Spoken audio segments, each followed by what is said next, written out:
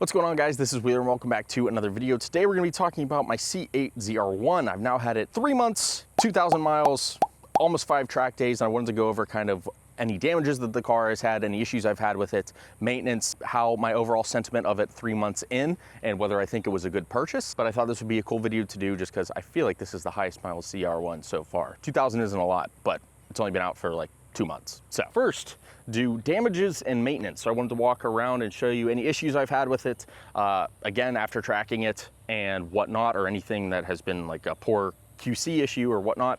There's been really 3 things that I've noticed. Number 1, these carbon caps, they clip onto the mirror. They don't cover like the OEM like carbon flash. It is actually a carbon, full carbon cap that replaces the standard piece. But I've noticed on this side, seemingly it's just held on by adhesive on this side. This side is clipped in, but it seems the adhesive here has failed and it's caused this carbon piece to lift. That isn't that big of an issue. I mean, you put a piece of 3M adhesive in there and stick it and it would be the exact same thing, but that has been lifting nonetheless. Second thing I've noticed is actually back here by the rear wing. So at the base of this right strut, you can actually see that the paint here is chipped. And it's not from a rock flying up from the rear and damaging the paint underneath the strut.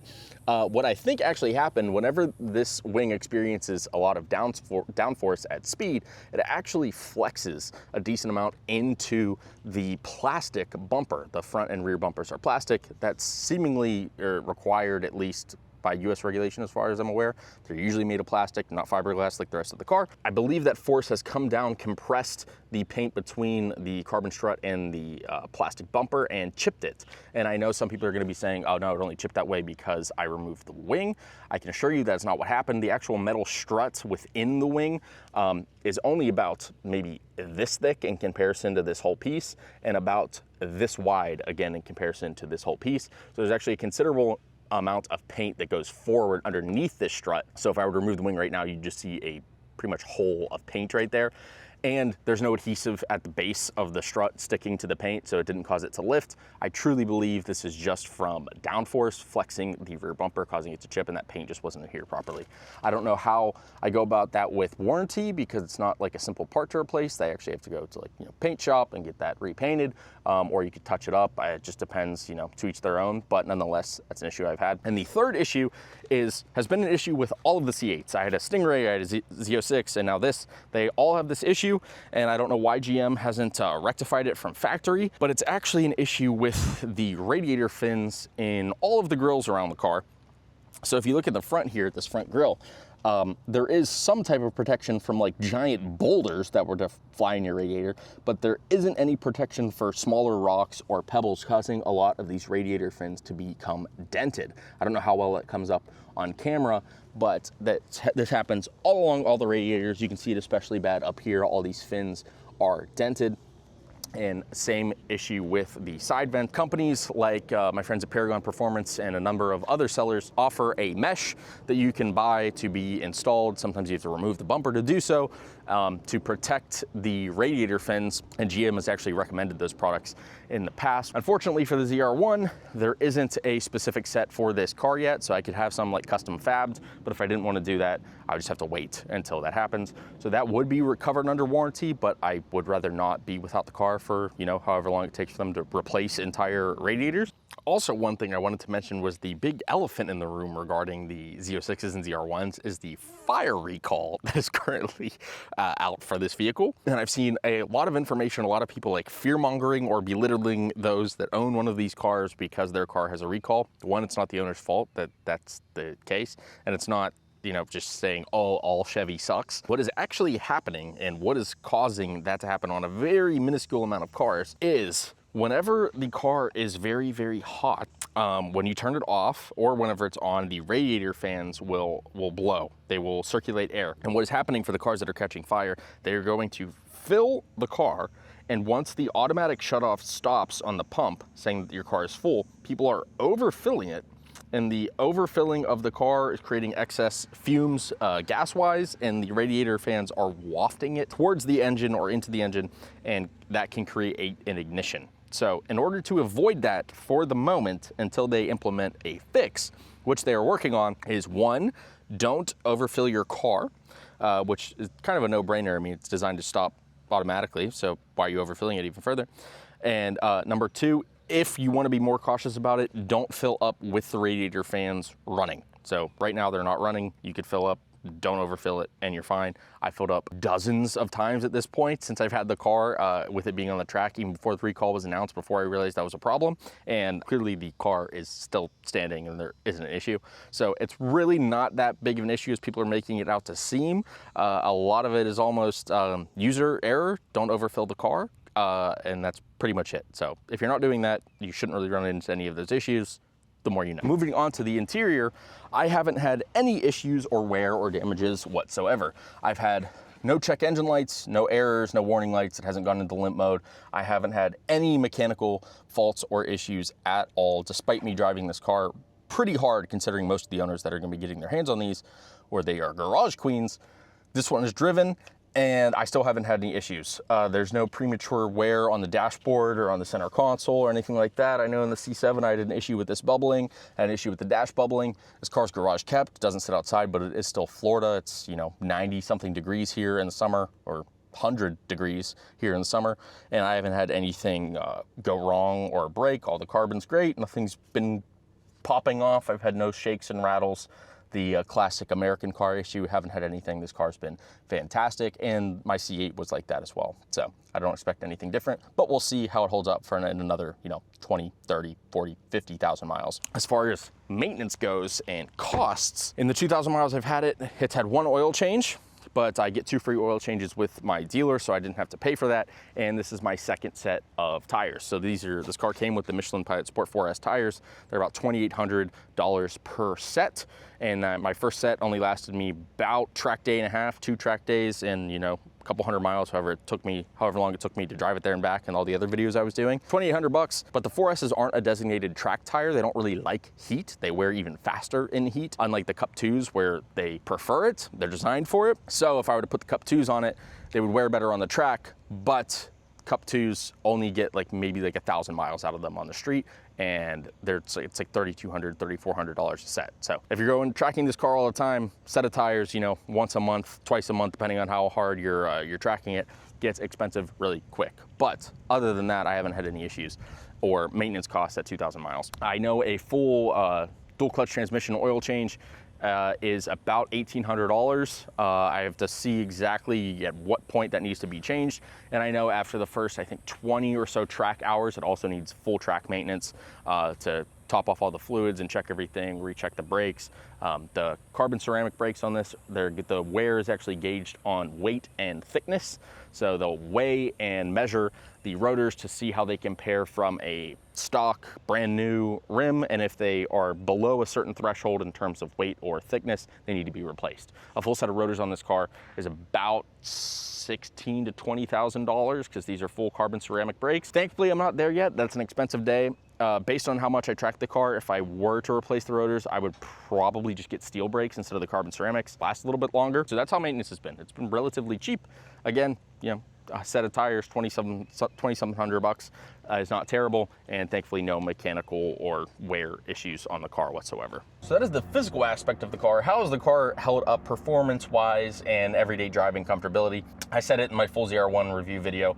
This car's performance is crazy. It's super fast, fastest car I've ever driven. It walks pretty much everything on the street other than, a Model S Plaid in some cases, depending on if you're in Florida or not. I know this car has got a lot of heat for not being as fast as people had expected, and part of that is my fault just because I'm seemingly the only ZR1 owner in Florida testing their car, which gives this car the worst possible conditions to perform. Other cars, other ZR1s, a couple people I follow, including Street Speed, their cars are performing better, and this car is clearly capable of that as well. I went to the drag strip again, and my fastest 60 to 130 time was 4.9 in 80 something degree weather, and I know this car has a lot more in it whenever it cools down. But performance has been incredible, because you have to remember this car isn't designed to be a drag racing animal. It can perform well in that category, but it's really designed for circuit racing and a real track. So where this car really shines is on full circuit tracks like Sebring, like Daytona, like the Nürburgring, VIR, Road Atlanta, all the tracks that it's been tested on. That's where this car excels. So you put a Tesla on a track versus versus this around Sebring. This is gonna walk it every single time and for much longer. Its batteries don't overheat because it doesn't have them, and you can just fill up and go again. So context really matters where you're driving these cars. I've been super impressed with the performance of this car. Its 0 to 60 times and quarter mile times just keep getting faster and faster as the weather cools down here, as we get more into the cooler months here in Florida. As fast as I think this car is from what I've experienced it so far, it's only gonna get better as the weather gets cooler, and I've been blown away. Another thing I wanted to talk about was hype and market sentiment, because there has been a ton of hype around this car. Some people love it, some people don't like it, some people say it's a waste of money, blah, blah, blah. There's always opinions on cars. The hype around this vehicle has been obviously really crazy, especially with the ZR1X as well. I noticed that immediately when the ZR1X was announced, the hype for the ZR1 itself kind of died down as every video or post about the ZR1 was flooded with comments saying, oh yeah, that's cool, but wait for the ZR1X, or just imagine the ZR1X. Oh, that's fast, but the ZR1X. So this car's performance was kind of belittled a little bit because its younger, faster brother that's gonna be coming out was supposedly so much better that it kind of decreased the valuability of this car. However, with the Nürburgring times that came out, and now the ZR1 and ZR1X are within a second of each other, I think people started to realize just how crazy that even the regular ZR1 is. Sure, the extra, you know, what is it, 200 horsepower from the electric motors and being all-wheel drive is going to give it an incredible launch, better over this car. But whenever you're on the track, you do have extra weight for only 200 more horsepower. I do think the ZR1X is going to be for sure the king in the quarter mile, though. You don't have to worry about batteries draining or anything like that because the runs are so short, and the all-wheel drive, the 60-foot launches are going to be crazy. I do think that car will probably be a 9-second flat car in ideal conditions, but this car is no slouch either. Again, pulling 0 to 60 in the 2.3 range, quarter mile in mid-9s. It's been a blast, and hopefully I get to test the top speed at some point as well, but I've been overall blown away. And going to comfortability, the interior is basically the same as any other C8. Sure, you have like extra carbon pieces or ZR1 badging, but other than that, the interior is the same. And I've always loved the comfortability of the C8s. I daily drove my Stingray for 70,000 miles for over like 5 years. I drove it all the time, drove it everywhere, 100% comfortable, and obviously a little bit more convenient than this car. This car doesn't have a front trunk, so there's a little bit less space to haul anything, but this car has been super, super, super comfortable. You can drive it every day, 100%, even the ZR1, because a lot of that higher crazy power doesn't kick in until boost spools up, which is needed at the higher RPM. So when you're just cruising around town, driving it every day, when you don't have the turbo spool up, it just feels like a Z06, which is a super daily drivable car. I cannot say enough good things about this vehicle and its performance and comfortability. That was my highlight of it in the review that I did of this car. And last thing I wanted to talk about, is it worth the price? Because a lot of people I've heard are really like, oh, you can get a Tesla for 90 grand that'll walk this car on the drag strip. Value is in the eye of the beholder, so it is really up to you whether you determine this car to be worth the price or not. The people paying incredible markups for this car, $500,000, they pay that money because they view that the car is worth the $500,000 that they are giving. Whether other people agree doesn't matter, it's subjective.